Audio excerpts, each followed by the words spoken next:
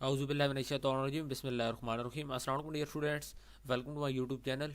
जी students, तो इस video में आज आपके साथ पाकिस्तान स्टडीज़ पार्ट 3-1 का क्विज नंबर 3 का सोल्यूशन शेयर करूंगा। Semester fall 2022 part 3-1 Pakistan studies का क्विज नंबर 3 आप लोगों का 30 जनवरी को ओपन हो गया है और लास्ट डेट इसकी 31 जनवरी है। ठीक है, 2 दिन का टाइम आपके पास है जिसमें आप लोग इस क्विज को अटैम्प्ट कर सकते हैं। तो अभी मैं आपके सामने पार्ट 3-1 का क्विज नंबर 3 अटैम्प्ट करूंगा, लाइव अटैम्प्ट करूंगा और उम्मीद यही करता हूँ कि इसमें से जो क्वेश्चन होंगे उसमें से कुछ ना कुछ आपको रिपीट लाजमी होंगे। ठीक है, तो आपने केयरफुली आंसर को देखना है और उसके बाद आप लोगों ने अपना क्विज को अटैम्प्ट करना है। तो चलें जी, क्विज को स्टार्ट करते हैं। जी स्टूडेंट, तो पहला आप लोगों का क्वेश्चन है कि how many articles were there in 1962 constitution, के 1962 का जो आइन था इसके अंदर कितने आर्टिकल्स शामिल थे। तो स्टूडेंट्स, इसका जो करेक्ट आंसर होगा यहाँ पे 234। ठीक है, डी ऑप्शन जो है कि 234 आर्टिकल्स थे जो कि 162 की कॉन्स्टिट्यूशन में थे। मैं आपको हैंड आउट्स में इसका प्रूफ यहाँ पे दिखा देता हूँ। लेक्चर नंबर 19 के अंदर ये 1956 का हमने बताना है ना, नहीं बल्कि 1962 का हमने तो जो 1962 का था उसके अंदर 250 थे। ठीक है, और टू जो 1956 का उसके अंदर 234, तो इसका जो करेक्ट आंसर है बी है। ठीक है, 250 यहाँ पे हैंड आउट्स में ठीक है 250 एंड 5 शेड्यूल्स। ठीक है, तो ये 1962 की बात हो रही है, इसको सेव करते हैं। उसके बाद जी क्वेश्चन नंबर 2 है when the constitution of 1962 was promulgated. तो इसका करेक्ट आंसर होगा ऑप्शन नंबर ए है। ठीक है, 8 जून 1962 को इसको जारी किया गया था।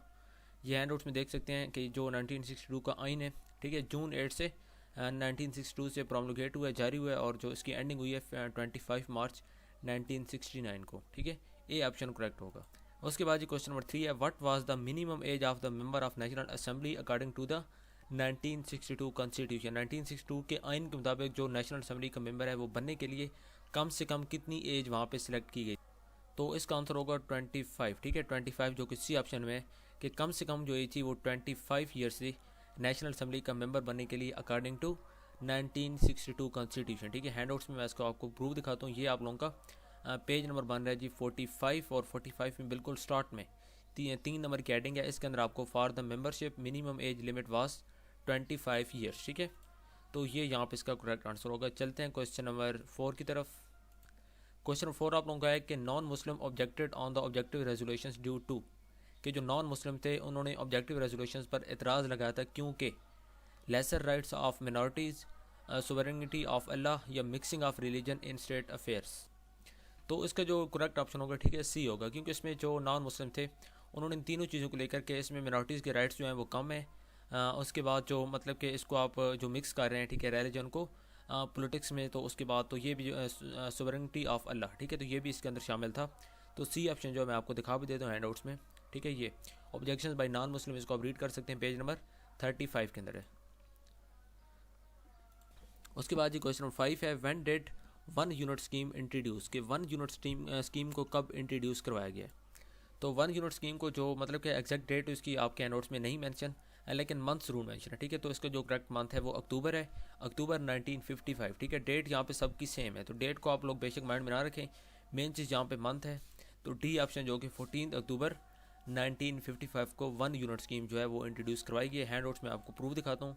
यहाँ पे देखिए 1 यूनिट स्कीम अक्टूबर 1955 पेज नंबर 48 है। ठीक है, तो डी ऑप्शन यहाँ पे करेक्ट है, इसको सेव करते हैं। बढ़ते हैं क्वेश्चन नंबर 6 की तरफ। जी, तो क्वेश्चन नंबर 6 आप लोगों का यहाँ पे भी आ जाएगा। Who is authorise to appoint the prime minister of Pakistan under 1956 constitution, कि 1956 के जो आइन था उसके मुताबिक कौन जो है किसके पास ये अथॉरिटी थी कि वो पाकिस्तान के जो प्राइम मिनिस्टर है उसको अपॉइंट करेगा।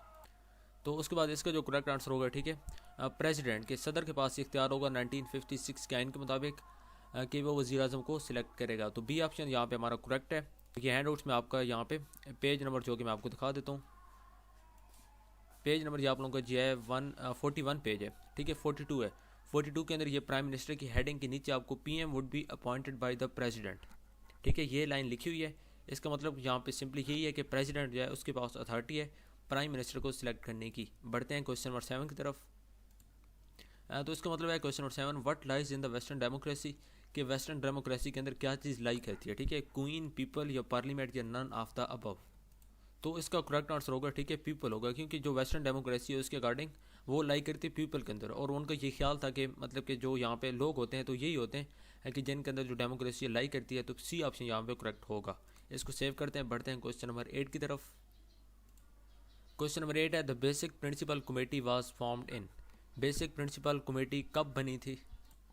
तो इसका करेक्ट आंसर होगा मार्च 12, 1949। ठीक है, जो कि ऑप्शन नंबर ए है।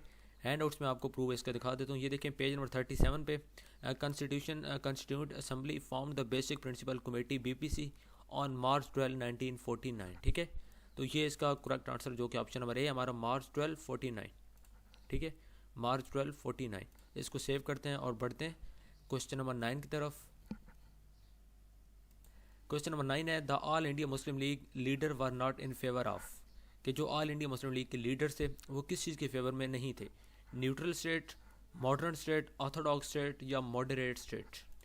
तो इसका correct answer simply neutral state होगा। न्यूट्रल स्टेट इसलिए होगा क्योंकि वो चाहते थे कि मतलब कि वहाँ पे ठीक है, न्यूट्रल स्टेट मतलब कि वो चाहते थे कि वहाँ पे जो मुसलमान हैं वो अलग हो जाएं और उसके बाद जो नॉन मुस्लिम्स हैं वो अलग हों। तो वहाँ पे न्यूट्रलिटी तो फिर नहीं आ सकती, वो अलहदगी चाहते थे। तो इसलिए यहाँ पे जो इसका ऑप्शन होगा ठीक है, डी ऑप्शन करेक्ट है। बढ़ते हैं क्वेश्चन नंबर 10 की तरफ। क्वेश्चन नंबर 10 है who moved objective resolution. Objective resolution को किसने मूव किया, मतलब कि कौन वो सबसे आगे लीड कर रहा था? तो ये तो बिल्कुल बेसिक क्वेश्चन है कि ऑब्जेक्टिव रेजोल्यूशन को मूव किया था लियाकत अली खान ने। ठीक है, आप लोग बचपन से ही पाकिस्तान स्टडीज़ में पढ़ते हैं। लियाकत अली खान जो थे उन्होंने ऑब्जेक्टिव रेजोल्यूशन को मूव किया था। हैंड आउट में आपको इसका प्रूफ दिखा देता हूँ। यहाँ पे देखें लेक्चर नंबर 16 है, इसके अंदर पहला पैराग्राफ है और ये the resolution was moved by Liaquat Ali Khan. ठीक है, और यहाँ पे हमारा जो क्विज नंबर 3 था पाकिस्तान स्टडीज़ का कंप्लीट हो गया। और अगर फिर भी अगर इसके अंदर कहीं पे मैंने कोई रॉन्ग आंसर सेलेक्ट किया तो आप लोग कमेंट्स बॉक्स में लाजमी बताएं ताकि जो बाकी स्टूडेंट्स हैं उनका फ़ायदा हो सके। ठीक है व्यूअर्स, मिलते हैं नेक्स्ट वीडियो में। टिल देन अल्लाह हाफिज़। अगर आप चैनल पे न्यू हैं तो काइंडली चैनल को सब्सक्राइब कर लें, उसके साथ लगे बेल आइकन के बटन को लाजमी प्रेस कर लें ताकि आगे जितनी भी मैं इस तरह की वीडियोज़ अपलोड करूँगा आपको उसका फ़ायदा हो सके।